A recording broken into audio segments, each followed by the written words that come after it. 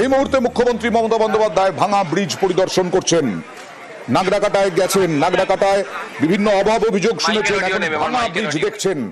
জলের তোড়ে ভেঙে গেছে নাগরাকাটার এই ব্রিজ, আর সেই ব্রিজ দেখছেন। কথা বলবো প্রতিনিধি আবিরের সঙ্গে। আবির, দেখো, যোগাযোগ বিচ্ছিন্ন হয়েছে সেতুটি ভেঙে যাওয়ার কারণে, এবং ঘুরপথে গাড়িও চলাচল করতে হচ্ছে। এই ব্রিজকে সংস্কার করতে হবে।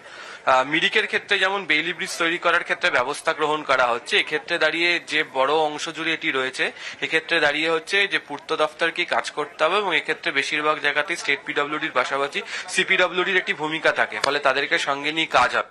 তুমি জানো যে ইতিমধ্যে মর্থের তরফ থেকেও একটি দল তারা এসছে, রাজ্য সরকার তাদের সঙ্গে নিয়ে কথা বলে কিভাবে ব্রিজটিকে দ্রুত সংস্কার করতে পারা যায়, গাড়ি চলাচল করতে পারা যায়, সেই বিষয় নিয়ে দেখা হচ্ছে। নাহলে নাগরাকাটা আসার পথে সমস্যা তৈরি হচ্ছে, অন্তত শিলিগুড়ির দিক থেকে। দ্বিতীয়ত, আজকে তিনি যখন যারা এখানে ক্ষতিগ্রস্ত পরিবার ছিলেন তাদের সদস্যদের সঙ্গে কথাও বললেন, এবং সেক্ষেত্রে দাঁড়িয়ে যারা নিহত রয়েছেন তাদের পরিবারকে 5 লক্ষ টাকা এবং তাদের পরিবারের সদস্যদের একজনকে চাকরি, স্পেশাল হোমগার্ড এতে চাকরি দেওয়া হবে বলে তিনি ঘোষণা করেছেন। পাশাপাশি অত্যন্ত গুরুত্বপূর্ণভাবে তিনি যেটি বলেছেন যে বর্তমান পরিস্থিতিতে দাঁড়িয়ে রাজনীতি থেকে দূরে থাকতে হবে। এখন সময় হচ্ছে যে দুর্গত মানুষের পাশে দাঁড়ানো। সংকটময় পরিস্থিতিতে প্রত্যেকে থাকবেন, ফলে এমন কোনো আচরণ করবেন না যে ক্ষেত্রে দাঁড়িয়ে নানা ধরনের প্রশ্ন উঠতে পারে। এবং তিনি বামনডাঙ্গার, অর্থাৎ যে ঘটনাটি ঘটেছে যেখানে খগেন মুর্মু যেখানে আহত হয়েছে, সেই ঘটনার প্রসঙ্গের কথা উল্লেখ করেছেন। তিনি বামনডাঙ্গাই শব্দটা উচ্চারণ করে তিনি উল্লেখ করেছেন যে ইনসিডেন্ট যেন নতুন করে কোনো কিছু না হয়, আইন শৃঙ্খলাজিত কোনো সমস্যা তৈরি না হয়। বর্তমান অবস্থাতে দাঁড়িয়ে প্রত্যেকেই আসবেন, তারা তাদের কাজ করবেন। একই সঙ্গে তিনি মনে করিয়ে দিয়েছেন যে 30-40টা গাড়ি নিয়ে বন্যা দুর্গত এলাকায় যাওয়াটা, সেই বিষয়টাকে নিয়েও যেন দেখা হয়। পাশাপাশি পর্যটকদের উদ্ধার করা হচ্ছে। পাহাড়ে এখনো বহু পর্যটক আটকে রয়েছেন, তাদেরকেও ধাপে ধাপে উদ্ধার করে নিয়ে যাওয়া হবে, এই প্রসঙ্গের কথা তিনি বলেছেন। পাশাপাশি সরাসরি সাধারণ মানুষের সঙ্গে কথা বললেন, যারা বিপর্যস্ত তাদের সঙ্গে কথা বললেন। কি কি অভাব অভিযোগ শুনলেন মুখ্যমন্ত্রী মমতা বন্দ্যোপাধ্যায়? তিনটি বিষয়, এবং তিনি তিনটি বিষয় সে কারণেই তিনি উল্লেখ করে দিয়েছেন। প্রথমত হচ্ছে যে অনেকেই অভিযোগ করেছেন যে তাদের বাড়ি ভেঙে গিয়েছে, বাড়ি কি করে পাওয়া যাবে। অনেকে অভিযোগ করলে কথা বলতে বলতে জানালেন যে তাদের গৃহস্থালী জিনিসপত্র সমস্ত কিছু ভেসে চলে গিয়েছে, কিভাবে তারা সেটা পাবেন। এবং অবশ্যই অনেকে জানতে চেয়েছেন যাদের পরিবারের একজন সদস্য নিখোঁজ হয়ে রয়েছেন তাদের ব্যাপারে কি করা হবে। যাদেরকে মুখ্যমন্ত্রী উল্লেখ করেছেন একটি কিট দেওয়া হবে, সেখানে গৃহস্থালীর সমস্ত জিনিসপত্র থাকবে। আর দ্বিতীয়ত হচ্ছে যারা মিসিং রয়েছেন পুলিশের তরফ থেকে, এখানে রাজ্য পুলিশের ডিজি তিনি নিজে হাজির ছিলেন, তিনি গোটা বিষয়টি দেখছেন, এবং যারা নিখোঁজ রয়েছেন তাদের সম্পর্কিত তথ্য সংগ্রহ করার চেষ্টা করা হচ্ছে, এবং বিভিন্ন জায়গাতে উদ্ধারের জন্য অভিযানও চলছে। একই সঙ্গে তোমাকে এটা একটু আগেই বলছিলাম যে তিনি সতর্ক করেছেন যে এখনো 3 দিন অত্যন্ত ভয়ানক পরিস্থিতি তৈরি হতে পারে, আশঙ্কা রয়েছে ফের জল বাড়ার ঘটনা হতে পারে। ফলে আগামী 3 দিনের জন্য যারা লো এরিয়াতে রয়েছেন তাদের প্রত্যেককে অন্যত্র সরিয়ে নিয়ে গিয়ে সেফ হাউসে রাখা হবে। ফলে এখনো পর্যন্ত যে 3 দিনের যে সতর্কবার্তা দেওয়া হয়েছে, সেক্ষেত্রে দাঁড়িয়ে সিভিল ডিফেন্স একই সঙ্গে হচ্ছে সিভিল অ্যাডমিনিস্ট্রেশন কিভাবে কাজ করবে সবাই মিলে একসঙ্গে সেটি দেখা হবে। এবং ইতিমধ্যে তুমি দেখতেও পাচ্ছ যে ছবিতে যে পিডব্লিউডি সেক্রেটারি যিনি রয়েছেন অন্তর আচার্য, মুখ্য সচিব রয়েছেন, তাকে সঙ্গে নিয়ে সেটা আরো একাধিক দপ্তরের আধিকারিকরা রয়েছেন, পূর্ত দপ্তরের বিভিন্ন আধিকারিকরা তাদেরকে রয়েছেন, তাদেরকে সঙ্গে নিয়ে নাগরাকাটার যে ব্রিজটি যেটি ভেঙে গিয়েছে সেই জায়গাটি পরিদর্শন করে দ্রুত সেই ব্রিজ মেরামতির কাজ কিভাবে করতে পারা যায় সে ব্যাপারে প্রয়োজনীয় নির্দেশ দিচ্ছেন মুখ্যমন্ত্রী। এখনো পর্যন্ত কতজন ঘর ছাড়া সেই তথ্য কি সরকারের কাছে আছে? দেখো, সেই তথ্য সংগ্রহ করা হচ্ছে। এক্ষেত্রে দুটো বিষয় পর্যটকদের ক্ষেত্রে এবং এই ঘরছাড়াদের ক্ষেত্রে উল্লেখযোগ্য। প্রথমত হচ্ছে হোটেলগুলো থেকে তথ্য আসলেও একাধিক জায়গা রয়েছে যেখানে প্রচুর হোমস্টে রয়েছে, ফলে হোমস্টে গুলোতে কতজন করে আটকে রয়েছেন বা কারা কারা রয়েছেন সেই সংক্রান্ত তথ্য সংগ্রহ এই অবস্থাতে সম্ভব হয়নি, তার কারণ যোগাযোগ ব্যবস্থা বিচ্ছিন্ন হয়ে রয়েছে, ফোন নেটওয়ার্কও সেই জায়গাতে কাজ করছে না। দ্বিতীয়ত হচ্ছে কত বাড়ি ক্ষতিগ্রস্ত হয়েছে সেইটার জন্য যতক্ষণ না পর্যন্ত জল নামছে, এক্ষেত্রে দাঁড়িয়ে 5 দিন পর ডোর টু ডোর ভিজিট করবেন আধিকারিকরা, মুখ্যমন্ত্রী আজকে এখানে ঘোষণা করেছেন। আর যে বা যারা নিখোঁজ রয়েছেন সে সংক্রান্ত তথ্য বিভিন্ন জায়গা থেকে তাদের কাছে আসছে এবং সেগুলোকে ক্রস চেক করা হচ্ছে এবং তার ভিত্তিতেই পুলিশের তরফ থেকে ব্যবস্থা গ্রহণ করা হচ্ছে।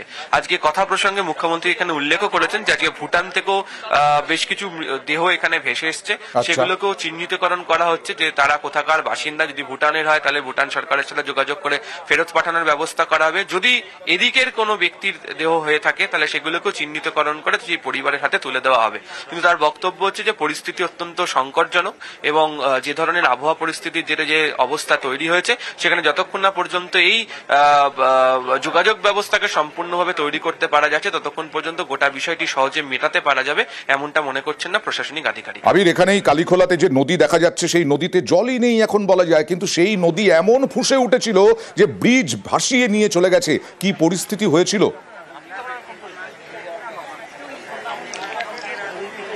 দেখো, সকাল থেকে যে কজন ব্যক্তিদের সাথে আমরা কথা বলেছি তারা প্রত্যেকেই বিষয়টার কথাই উল্লেখ করেছেন। তার কারণ হচ্ছে পাহাড়ের এই নদীগুলির ক্ষেত্রে বিভিন্ন সময় যেভাবে জল নেমে আসে এবং এখান থেকে ভুটান পাহাড় থেকেও প্রচুর জল এখানে আসে এবং যেহেতু এখনো পর্যন্ত ভুটানে রেন অ্যালার্ট দেওয়া রয়েছে ফলে সেটি হচ্ছে সব থেকে বেশি আশঙ্কার একটি কারণ বা জায়গা। ফলে সে কারণেই বারবার সতর্ক করা হচ্ছে এবং আজকে তিনি যেটা নির্দেশও দিলেন যে প্রত্যেককে এখান থেকে সরিয়ে নিয়ে চলে যাওয়া হবে।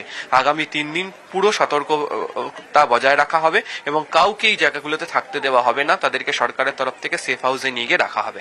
আবির, যা দেখছি মমতা বন্দ্যোপাধ্যায় যেভাবে নির্দেশ দিয়েছেন যথেষ্ট সিরিয়াস এবং যথেষ্ট কড়াভাবে নির্দেশ দিচ্ছেন যাতে দ্রুত সমস্ত কিছু কাটিয়ে ওঠা যায়। আবির,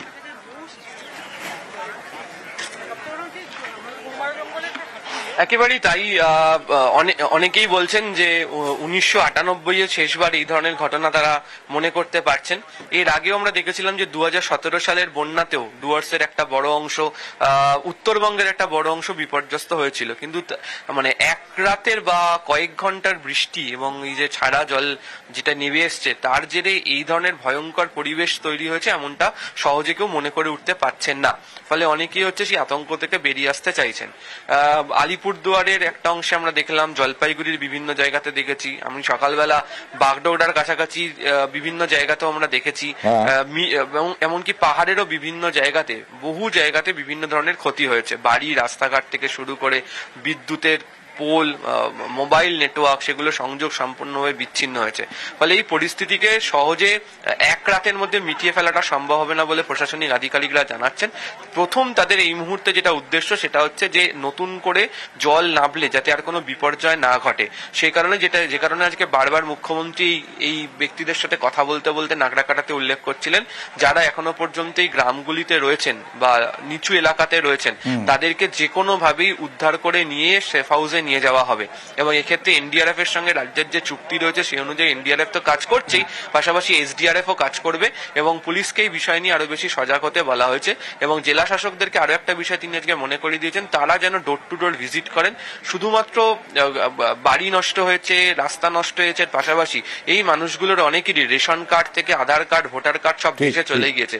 ফলে দ্রুততার সঙ্গে তাদের যেন এই পরিচয়পত্র তুলে দিতে পারা যায় সেই বিষয় নিয়েও যেন প্রশাসন কাজ করে, সেই প্রসঙ্গের কথা ওই দিনকে তিনি মনে করিয়ে দিয়েছেন।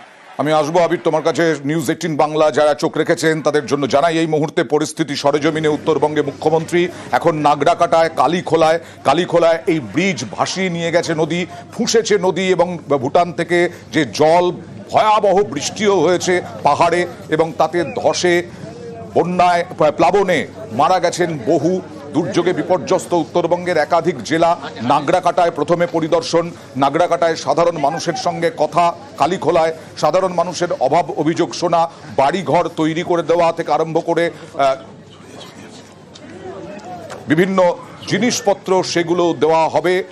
আশ্বাস দিলেন মুখ্যমন্ত্রী মমতা বন্দ্যোপাধ্যায়। ব্রিজ যাতে তাড়াতাড়ি তৈরি হয়, মিরিকে একটি বেইলি ব্রিজ তৈরি করে দেওয়া হবে, এখানেও ব্রিজ যাতে দ্রুত তৈরি হয় তার জন্য ব্যবস্থা নির্দেশ দিলেন মুখ্যমন্ত্রী মমতা বন্দ্যোপাধ্যায়। আমার সঙ্গে রয়েছেন প্রতিনিধি আবির। আবির, এই আজকে নাগরাকাটায়, কালীখোলায় তিনি দেখা করলেন সাধারণ মানুষ, বিপর্যস্ত মানুষের সঙ্গে। তারা কি বলছেন, কতটা ভয়াবহ ছিল, তুমি কথা বলেছো কিনা, তাদের কি অভিজ্ঞতা হয়েছিল?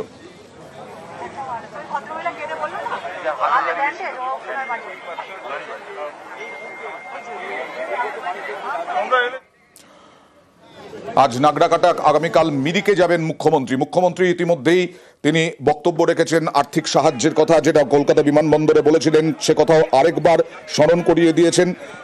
নিহতদের পরিবার, যারা ক্ষতিগ্রস্ত হয়েছেন, পরিবার তাদের আত্মীয় স্বজন হারিয়েছে, তাদেরকে 5 লক্ষ টাকা, এবং তার সঙ্গে তিনি আবারও বলেছেন যে টাকা দিয়ে কখনো প্রাণ ফেরত হয় না। কিন্তু তাও সরকার পাশে আছে এই বার্তা দিতেই এই 5 লক্ষ টাকা। ভুটান থেকে দেহ ভেসে আসছে এবং ভুটান থেকেও দেহ ভেসে আসছে, সেই দেহ দিয়ে দেওয়া হবে ভুটান সরকারের হাতে। ওয়েদার রিপোর্ট দিয়েছে 5 তারিখ ভুটান, যদিও 4 তারিখ থেকে বৃষ্টি হচ্ছে। কথা বলবো আরো একবার প্রতিনিধি আবিরের সঙ্গে। আবির, যারা এখানে আছেন কালীখোলায়, যারা মুখ্যমন্ত্রীর সঙ্গে কথা বললেন, তাদের কি অভিজ্ঞতা ছিল সেই রাতে ভয়াবহ বৃষ্টি, একেবারে তুলকালাম হচ্ছে, আর তখন কি অভিজ্ঞতা?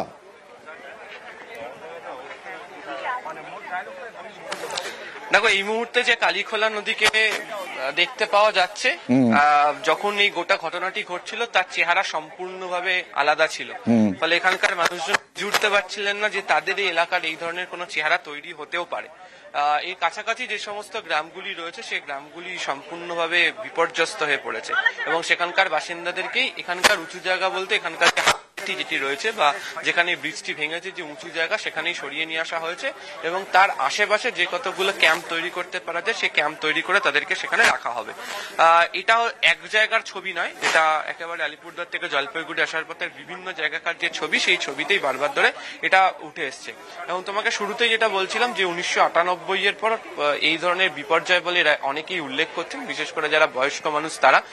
2017তেই অবশ্যই এই অঞ্চলে এর আগে বন্যা হয়েছে, কিন্তু তখন এই ধরনের পরিস্থিতি এমনটা তৈরি হয়নি বলে অনেকে বলছেন। এবারে এক রাত বা কয়েক ঘন্টার মধ্যে বৃষ্টি এবং এখন ভুটান পাহাড় থেকে নেমে আসা জলের কারণে যে পরিস্থিতি তৈরি হয় এবং সেই প্রসঙ্গের কথা মুখ্যমন্ত্রী বারবার ধরে দিনকে উল্লেখ করছিলেন। ইতিমধ্যেই তার সেতু দেখার কাজ সম্পূর্ণ হয়েছে। মিরিকের ক্ষেত্রে যেমন বেইলি ব্রিজ তৈরি করা হবে, নাগরা কাটার ক্ষেত্রে কি কাজ করা হবে সেটাই দেখার। এবং প্রচুর মানুষকে আমরা দেখতেও তিনি তাদের সাথে কথা বলার পর তারা ফেরত আসছেন। অনেকেই আটকে ছিলেন, হয়তো তাদেরকে নিয়ে যাওয়া হবে বিভিন্ন জায়গাতে এবং আগামী 3 দিনের জন্য সমস্ত জায়গা থেকে, উঁচু জায়গা থেকে তাদেরকে সরিয়ে নিয়ে আসা হবে বলে এখনো পর্যন্ত বারবার ধরে মুখ্যমন্ত্রী তাদেরকে নির্দেশও দিয়ে রেখেছেন। একদম জিনিসপত্র নিয়ে তারা চলে আসছেন, জিনিসপত্র কিছুটা বাঁচাতে পেরেছেন। সেই জিনিসপত্র নিয়ে এরা পর্যটক না স্থানীয় বাসিন্দা? মনে হচ্ছে স্থানীয় বাসিন্দা। আবির, যা ছিল জিনিসপত্র যতটুকু বাঁচাতে পেরেছেন সেই নিয়ে এখন এই আশ্রয় শিবিরে যাবেন, ত্রাণ শিবিরে যাবেন। কোথা থেকে আসছেন এগুলো নিয়ে? नागराकाटा। কেন এভাবে লাগেজ নিয়ে আসছেন কেন? भाई हिंदी में बात कीजिए। ये लगेज लेके कहाँ जा रहे हैं? लगेज लेके कल इधर बाड़ी ढोने वाला था तो गाड़ी इधर भी है, उधर लेके गया था। आप यहाँ के रहने वाले यस। हैं? বাচ্চাদেরকে নিয়ে কোথায় আটকে ছিলেন যখন? আমি ডক্টর দেখাইতে গিয়েছিলাম, তো বাচ্চার একটু শরীর খারাপ আছে, তাই জন্য আমি নাগারকাটা গিয়েছিলাম। আমার গাড়ি ওইদিকে রাখা আছে। তো কি পরিস্থিতি এখানকার এখন? অনেক খারাপ দাদা, অনেক খারাপ পরিস্থিতি। এরকম চেহারা বা এরকম অবস্থা আগে কখনো এখানে দেখেছেন? না না না, এটা ফার্স্ট টাইম। First time. এটা। কি নাম আপনার? আমার অঙ্গদ বিশ্বকর্মা। ये कहाँ से आप लोग आ रहे हैं? हम लोग इधर का है। हाँ? इधर का है। तो क्या हाल है अभी इधर का? हाल है ভয়ঙ্কর অবস্থার কথা একেবারেই তাই। বেশিরভাগ বাসিন্দারা তাদের দিদি कहाँ से आ रहे हैं आप? हम लोग कलिंगपोंग। हाँ? कलिंगपोंग। कालिम्पोंग से। कहाँ जा रहे हैं आप? अभी रेड बैंक जा रहे हैं। कि उधर के हालात क्या है? उधर भी ऐसा ही है, सब कुछ टूटा फूटा। आपके घर पे कुछ है या जो सामान वगैरह था आप लेके बाहर चलाए? नहीं नहीं नहीं, मैं सिर्फ ट्रैवल कर रही थी। की अवस्था ओखानकार? मैं तो सिलीगुड़ी से आया, वहाँ जा रहा हूँ बीरपरा। क्या सिचुएशन है? सिचुएशन अभी मुझे लगता नहीं अभी ठीक होगा। अभी ठीक नहीं होगा? क्यों कह रहे हैं? मुझे नहीं पता। तो लगेज लेके कहाँ जा रहे हैं? मैं तो हॉस्टल जा रही हूँ। हॉस्टल जा रहे हैं। बेटा घर, आपका घर सही है? लाल बाजार। हाँ सही है। দেখো, অনেকেই ভয়ে চলে যাচ্ছেন এবং অনেকে বলছেন যে জিনিসপত্র বাড়িতে রাখার মতো কিছু নেই, তাদেরকেও নিয়ে যাওয়া হচ্ছে। একটু দূরে অয়নদা, তুমি যে কথা বারবার ধরে বলছিলে যে জায়গাটা দেখতে চাইছিলে, আমি তোমাকে দেখিয়ে রাখবো। এই হচ্ছে কালীখোলা, তার জল বা তার চেহারা দেখতে পাচ্ছ। দূরের যে সমস্ত গ্রামগুলো রয়েছে সেই জায়গাগুলোই সব থেকে বেশি করে ক্ষতিগ্রস্ত হয়েছে এবং সেখানকার বাসিন্দাদেরকে উদ্ধার করে নিয়ে আসা হচ্ছে। এবং যেটা বারবার ধরে মুখ্যমন্ত্রীও বলছেন যে আগামী 3 দিন আরো বেশি করে সতর্ক থাকতে হবে এবং যত লো এরিয়া রয়েছে, নিচু যে স্থান যে জায়গাগুলোতে রয়েছে সেই জায়গাগুলো থেকে তাদেরকে, মানুষজনকে সরিয়ে নিয়ে চলে যাওয়ার কথা বলা হচ্ছে, সতর্ক করা হচ্ছে। এবং এ ব্যাপারে যেভাবে সিভিল অ্যাডমিনিস্ট্রেশন যেভাবে কাজ করছেন, তারা যেভাবে তাদেরকে নিয়ে যাচ্ছেন সেই বিষয়ের কথা বারবার ধরে ইনি তাদেরকে মনে করিয়ে দিয়েছেন। একেবারে মুখ্যমন্ত্রী মমতা বন্দ্যোপাধ্যায় এই মুহূর্তে কালীখোলা নদীর ব্রিজে উপরে, এবং সেই কালীখোলা নদী এখন দেখলে মনে হবে না এই কালীখোলা নদী একবার রুদ্রমূর্তি ধারণ করেছিল। আর ভুটান পাহাড়ে বৃষ্টি হলে এরকম ভাবেই বিভিন্ন আছে এবং ভুটানে প্রায় 56টা নদী আছে, সেখান থেকেও জল এসে আবার যাতে কিছু না ঘটে, প্রকৃতি তো আমাদের হাতে নেই, সেই জন্য আগে থেকে সবাইকে অ্যালার্ট করছি যে যারা লো ল্যান্ডে আছেন তারা যেন লো ল্যান্ড থেকে সরে যান। কারণ আমি খবর পাচ্ছি এই যে আপনারা দেখতে পাচ্ছেন এই যে ব্রিজের সামনে যে রেলিংটার মতো গার্ডওয়ালটা, এই পর্যন্ত জল উঠেছে। হয়তো আজ নেই, কিন্তু কাল পরশু আসবে না। আর জল আসলেও মনে রাখবেন, কাল পরশু হাই টাইড হলে আসতে আবার 2 দিন টাইম লাগে জলটা যখন ছাড়া হয়। সুতরাং এই 4টে দিন খুব ভালনারেবল আছে, সবাইকে লক্ষ্য রাখতে হবে। আমরা ওই দিকের ব্রিজটাও দেখে এসেছি, এদিকের ব্রিজটাও দেখে এসেছি। দুটো ব্রিজ নতুন তৈরি করা হচ্ছে এবং যারা তৈরি করছে কিছুটা আরো বাড়িয়ে দিলাম আমি, যেটা তৈরি করছে সেটা তাদেরও লাইফ জ্যাকেট দেখতে বলা হয়েছে যাতে ফার্দার কোনো ইনসিডেন্ট না ঘটে। চা বাগানগুলোতে যেগুলো ক্ষতিগ্রস্ত হয়েছে, চা বাগান ম্যানেজমেন্ট এবং স্টেট গভর্নমেন্ট একসাথে কাজ করবে, সেটা আমাদের ডিএমকে বলে গেছি কথা বলতে, সিএসও বলবে। আমরা আগে জলটা কমুক, তারপর পুরো সার্ভে করলে তবে বুঝতে পারবো কত বাড়ি নষ্ট হয়েছে, কতটা কার কত ক্ষতি হয়েছে। সুতরাং যাদের ক্ষতি হয়েছে তাদের আমি এটুকু অ্যাসিওরেন্স করতে পারি যে আমাদের সরকার তাদের সাথে ছিল, আছে এবং থাকবে। দিদি, বারবার কমিশন গঠন করতে বলা হয় কিন্তু রিভার কমিশন তৈরি করলো না। অ্যাকচুয়াল ভুটানের ব্যাপারে আমি চিঠি দিয়েছিলাম প্রধানমন্ত্রীকে যে ইন্দো ভুটান একটা রিভার কমিশন করা উচিত, কিন্তু আমি এখনো পর্যন্ত কোনো রেসপন্স পাইনি। ইন্দো ভুটান যে রিভার কমিশন করা উচিত, তা না হলে নর্থ বেঙ্গল প্রতিবার কত আর ফেস করবে। ওদিকে সাউথ বেঙ্গল ফেস করে ডিবিসি, পাঞ্চেত, মাইথন আর ফরাক্কার জলে ড্রেজিং করে না। আর এদিকে সংকোচ ভুটানের প্রায় 56টা নদী প্লাস সিকিমের 14টা হাইডেল পাওয়ার করেছে, সমস্ত জলটা চলে আসে, জল ওখানে রাখার জায়গা নেই, সবটাই এসে বাংলাকে ভাসিয়ে দেয়। সেই জন্যই আমি রিকোয়েস্ট করেছি যে ইন্দো ভুটান রিভার কমিশন তৈরি করার জন্য। এছাড়াও আগে যে কলকাতায় এতে ছিল আমাদের যে বাংলাদেশের সাথে যে একটা বর্ডারের একটা রিভার কমিশন ছিল, সেটাকেও সরিয়ে নিয়ে যাওয়া হয়েছে, পাটনায় নিয়ে যাওয়া হয়েছে না,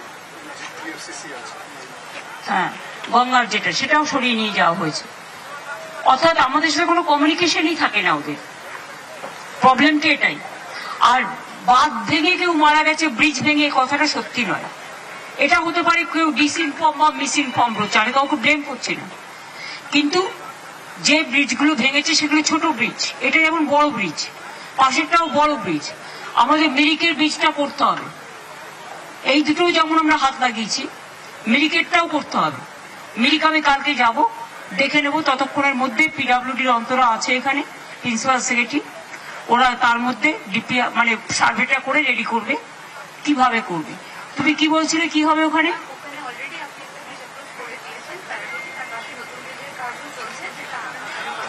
ওখানে একটা নতুন ব্রিজ হচ্ছে যেখানে মিরিকে ভেঙেছে, সেটা 1 year লাগবে টু কমপ্লিট ইট। আর আরেকটা তোমরা এটা ততদিন একটা টেম্পোরারিলি হিউম পাইপ দিয়ে ওরা একটা 1 মাসের মধ্যে একটা টেম্পোরারি ব্রিজ করে দেবে, কিন্তু এটা একটু তাড়াতাড়ি করলে ভালো, কারণ ওরা ডিসকানেক্টেড হয়ে গেছে। 20 দিনের মধ্যে টেন্টেটিভলি, তাহলে 20 দিন তারা যাতায়াত করবে কোন দিক দিয়ে? আচ্ছা, ডিটুর দিয়ে যাচ্ছে, দেখে নাও সেটা। ওরা মিরিক দিয়ে ওরা ওই দিকটা হয়ে তো যেতে পারে, দার্জিলিং ওই দিকটা দিয়ে ঘুরেই যেতে হবে, ঘুরে যেতে হবে। জানি, আমি সকালবেলা গৌতম দেব আর অরূপ বিশ্বাসকে পাঠিয়েছি। একটা মানুষের পক্ষে তো ফিজিক্যালি সব যাওয়া সম্ভব নয়। ধূপগুড়ি, ময়নাগুড়ি থেকে শুরু করে আলিপুরদুয়ারের বিভিন্ন জায়গা থেকে শুরু করে জলটা যখন ঢোকে সারা উত্তরবঙ্গকে প্লাবিত করে। ইভেন কুচবিহারেও আগামী দিনে দুর্যোগের আশঙ্কা রয়েছে। আমি কুচবিহারেও সবাইকে অ্যালার্ট করছি। আমি ডিএমদের সাথে কাল ভিসি করেছি, ডিএম, ডিজি ছিল, সিএস ছিল। আমরা কাল দুপুরে সকালবেলাতেই এগুলো সব করে নিয়েছি। কাজে এটা নিশ্চিন্তে থাকুন যে আমরা কন্টিনিউয়াস মনিটরিং করছি এবং মনিটরিং নাম্বারও দেওয়া আছে। ব্রহ্মপুত্র নদী কমিশনের প্রস্তাবটা ইনক্লুডেড ছিল, সেটাকে কাটিয়ে দিয়েছে। ব্রহ্মপুত্র নদী এখন তো আমাদের বন্যার টাকাও দেয় না। গঙ্গা পরিষ্কারের যেটা গঙ্গা অ্যাকশন প্ল্যান ছিল, তাও সরিয়ে নিয়েছে সেন্ট্রাল গভর্নমেন্ট। বন্যার ত্রাণে একমাত্র বেঙ্গল 1 পয়সাও দেয়নি। ব্রহ্মপুত্র যেটা ছিল তোস্তা তিরসা, তাদের বাদ দিয়ে দেওয়া হয়েছে। তো এগুলো বাংলার প্রতি বঞ্চনা। আমি এখনই রাজনৈতিক কথা বলবো না, আপনারা জিজ্ঞেস করলেন বলে আমাকে উত্তরটা দিতে হলো। এটা তো চলছে, বাট এটা আমরা আমাদের লড়ে নিতে হবে, মোকাবিলা করতে হবে। বাংলার মানুষ আর যাই হোক, বাংলার মানুষ মাথা নত করে আর ভিক্ষে চায় না। ওদের দায়িত্ব এটা কনফিডেন্স নিয়ে কাজটা করা। আজকে ডিভিসিতে ওদের যা জল থাকার কথা 6 লাখ মেট্রিক কিউসেক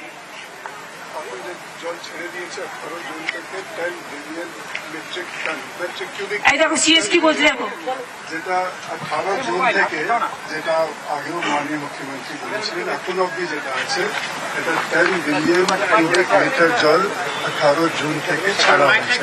মানে 1 lakh 1 lakh and lakh, that is 10 billion cubic meter of water. Already 18 June থেকে 10 লাখ মিলিয়নের ওপর 10 বিলিয়ন কিউবিক মিটার জল ছেড়েছে। এই জলগুলো আসতে হয় 2-3 দিন টাইম লাগে, আর এই জলের ফোর্সটা যখন আসে তখন ব্রিজগুলো ভেঙে দেয়। আজকে মুম্বাইয়ের ছবি দেখুন না কি অবস্থা, সারা ভারতবর্ষে কত ব্রিজ ভেঙেছে জলের ফোর্সে। একটা প্রাকৃতিক দুর্যোগ চলছে এবং মানুষের দুর্ভোগ চলছে। দিদি অনেকে বার্তা জানিয়ে টুইট করেছেন,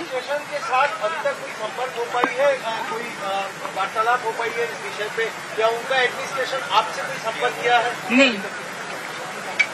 দিদি অনেকে সোশ্যাল মিডিয়াতে টুইট করেছেন শোক বার্তা জানিয়ে, টাকার আশ্বাস জানিয়ে, কিন্তু সেক্ষেত্রে সেন্ট্রাল গভর্নমেন্টের কারো কাছ থেকে এখনো পর্যন্ত আর্থিক কোনো সাহায্যের কথা কিছু আপনাকে? না না, নাথিং। আমরা যা করছি স্টেট গভর্নমেন্ট থেকে করছি।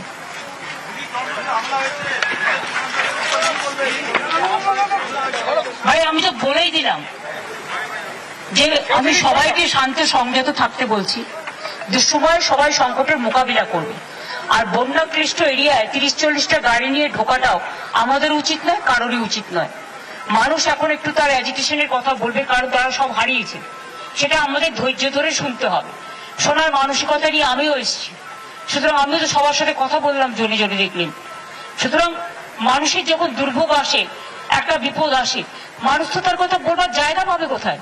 কেউ আসলে বলে, আর কেউ যদি সেটা না শুনে শুধু ফটোশুট করে বেরিয়ে যায়, তাহলে সেটা মুশকিল। আমি তো দেখলেন সবার সাথে কথা বললাম, তারপরে আপনাদের কাছে এলাম। আমি তো ফটোশুট করতে আসিনি, আমি মানুষের দুর্যোগটা শুনতে এসেছি।